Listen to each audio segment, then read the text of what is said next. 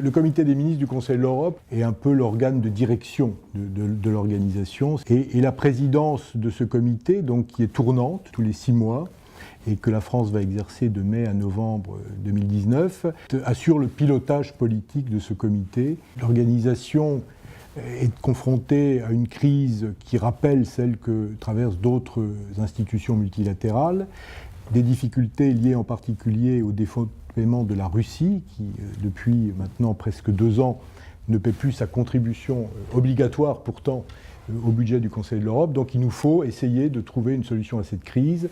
Au-delà de ça, nous avons identifié 3 priorités principales. D'abord, le renforcement du système européen de protection des droits de l'homme, renforcer la Cour européenne des droits de l'homme, qui est parfois attaquée.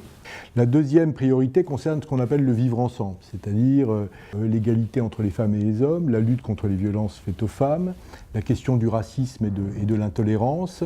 Et puis, troisième priorité, il y a un défi dont on parle beaucoup au Conseil de l'Europe, c'est celui de l'intelligence artificielle, qui a un gros impact en matière de droits de l'homme, en matière d'accès à la justice. Il y a aussi d'autres défis, comme la bioéthique, par exemple, auxquels nous devrons répondre.